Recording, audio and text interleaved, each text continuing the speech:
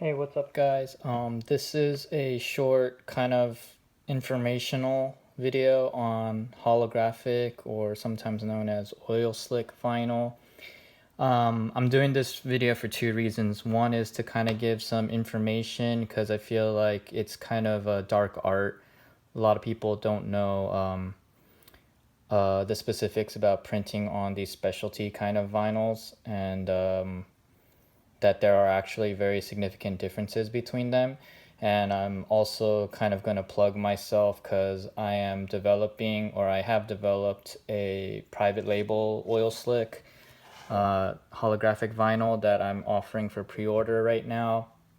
I'm going to open pre-orders for about 2 weeks, and it's not really me trying to make like a bunch of money off of it. It's more like it's just really expensive to ship overseas, and I have a minimum batch that I need to make. So I'm going to make a few of them that are going to be a little over 50 inches in terms of width, and then I'm going to cut a few of the rolls down to 20 inches for my Roland BN-20 users. So this is kind of informational as well as kind of a showcase of what's gonna happen. So I labeled three different holographics, and I've tried more than three. I've tried probably a total of five. One of them was a wrap vinyl. I think it was Vivid. Vivid's okay. It's just that it's really expensive. It does have what's called air release, so I'll show that in a minute. But basically, what air release is when you're like laying down the sticker, it kind of, instead of just trapping the air bubbles inside, sometimes you'll see like the bubble like way later and it's kind of like in the middle of your design. So when you squeegee it out, sometimes it just, instead of letting the air escape because it's all stuck around it, it'll just trap the bubble, and that's no good. So what air release does is there's actually like built-in channels inside the vinyl that'll let you allow the air to escape, basically. So here's a little history or rundown of what happened and what the typical cases are. So A is actually the holographic I've been using forever. I've used this vendor for like 15 years, and he's an amazing guy, amazing customer service. I actually had like an entire roll of holographic with like lines inside of it, and he replaced the whole roll, like no questions asked. And it's great because for most of my vinyl cutting career, it's been just that, vinyl cutting. So I've been doing designs, die cut designs. I've only recently started printing, maybe the last 2-3 months. So I've learned a lot, and a lot of it was trial and error because not a lot of people print on holographic, and if they do, it's usually like with the thick border, it's not cut to the bleed. So what happened with A version is it would print great, and I loved it. And I do a lot of full bleed designs. So here's an example. So it goes, what I mean by full bleed is the color, the print goes all the way to the edge, and I actually cut a little bit into the design so I don't get left with any white spaces. But as you can see, the print quality is amazing. The design details are all there, and this is just on the Roland VersaWorks standard grayback vinyl setting, which is what I print all my stuff on. And I experimented with different ink loads because that's pretty much all you can do for my printer in terms of control. But what ends up happening is it prints great, and I let all my prints, including regular gloss, rest for 24 hours off gas. But as you can see in the edge, it just peels up. I mean, this is not something you could send to a client. That's why, as you can see, I have an entire stack of these stickers that I can't use, so I'm just using them like to put on boxes and stuff as kind of like a promo advertising kind of thing. But luckily these were for personal projects. Yeah, so obviously you can't use that. And I did a ton of research, and basically what that is when you put the laminate over the vinyl that's printed on, it's not allowing the gas to escape through the laminate, even though the laminate is somewhat technically porous. It doesn't allow it to escape rapidly enough. So what it's doing is it's just basically curling the edges because of the ink, and also has to do with the heat, but I'm not 100% sure on how much that affects it. So my workaround for that, so these are kind of like version 1 testing, right? And they're all curled, which is a shame. So what happened after that was I had to get an order out to a customer. So my workaround was very annoying, but I pre-laminated the oil slick. I printed on top of it. So I printed on top of the laminate and then I laminated again. Obviously, you don't want to do that if possible because it adds another step, adds another chance for debris and stuff to get introduced. And also, it just takes a little bit, I would say like 5%, 10% away from the clarity. You could only tell if you're really looking for it, you know? But let's see, let's do a side by side. Can you tell? Maybe not, but it's a little bit hazier.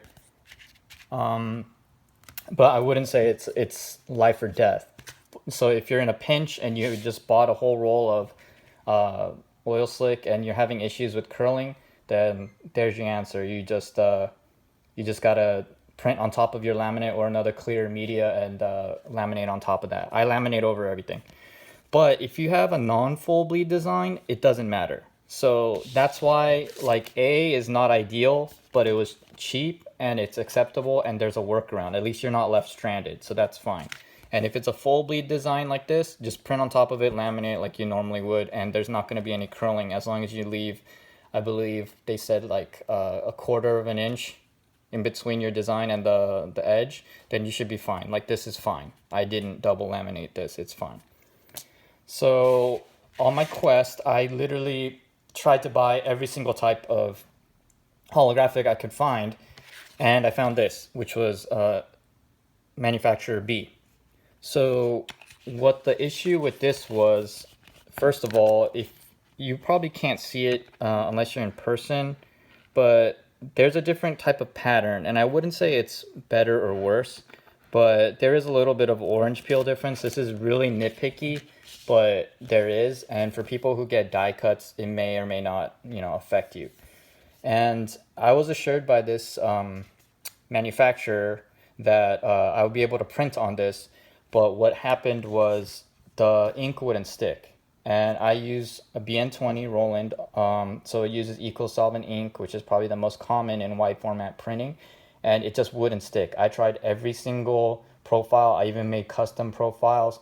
I messed with the dryer time. It just wouldn't stick, and it actually left a huge mess in my brand new Roland printer that I had to clean up. So it was not good. So again, with this, which was actually more expensive, I was forced to use the double lamination method, and it kind of defeated the purpose. Like I was trying to pay for a premium, so it would take away that extra step. Because every step you add in terms of finishing your stickers, it's gonna introduce potential for error, and you don't want to have to reprint everything just because like a hair or something got into it. So on my quest, obviously I had to find something custom because there wasn't something out in the market that I liked. And I reached out to some manufacturers through a ton of research, and I found this manufacturer, and they only do bulk orders. But what I did secure was a very expensive sample. It cost me like 60, 70 bucks for basically a 20 by 20 sheet. And it came wrinkled too, which sucked, but it is what it is. And I made do, and I made some prints, and it came out great. I'll show you them right here. So these are obviously very similar designs than my previous attempts, but same thing. I just let these off gas for a day, and I printed on them. I let them off gas for a day, and I laminated directly over them. They are great, and the quality of the vinyl is amazing. Not only is this easier to cut because it is slightly thinner, so it's more closely matched to the Oracal gloss vinyl that I use, which is around 4 mil before lamination. It actually has air release built in, so it is, even though it's a metallic based film which is stiffer, it is actually slightly wrappable. So if you don't laminate this, you could almost wrap this around like curved edges and stuff that you never thought was possible with the metallized film, which is awesome. And then even when you do laminate it, it's a lot easier to pick up and kind of reposition, and the bubbles are so much easier to get rid of. I'll try to cut off a piece and demonstrate that, but it's kind of hard to convey this over video. So I would say that you kind of have to experience it. It's just like any air release vinyl. I would say it's not something you notice until you've had it, you know. So let me try to put this down with some bubbles incorporated, like realistically. Okay, so you can see there's bubbles and ridges here, but you can see I could push it out with my thumb, you know.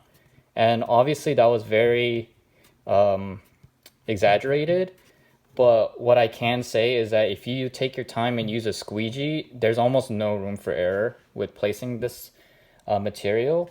And so you could even see the outline of the lines, like that's how thin it is. And thin is good when you're trying to do die cuts, especially because it's less wear on your blades.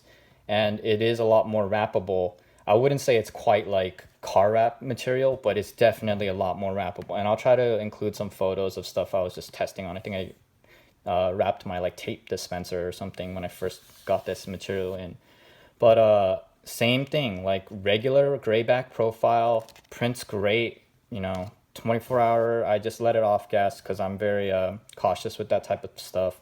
And this has been sitting in like a relatively hot room just because I like to let these sit for like a few days just to test to see if it curls or not. And I even placed some on like my car and my printer.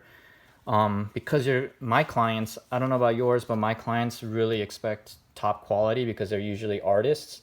And so I really want to find a premium material. And as far as I know, I'm probably the only one that has found this material, which is air release, slightly wrappable, but also directly printable, where it's not going to like bleed out on you. It's going to accept all the ink. And then, you know, if you just mess with your ink settings, if you don't have a Roland printer or a BN-20, because that's obviously all I've experimented on, I'm 100% sure that you can get it to print, because as far as I've read, the Roland is actually a lot more finicky than the BN-20 specifically is a lot more finicky than other printers, because we don't have as many options in VersaWorks as everyone else does. So, I mean, I think these speak for themselves. And like you can see, these are cut directly to the edge. These are actually die cut. And there's no problem. There's absolutely no curling, like compared to this. It's not like I peeled up the edges on this. I don't want to waste material. I'm one of those guys. I use every inch of the material.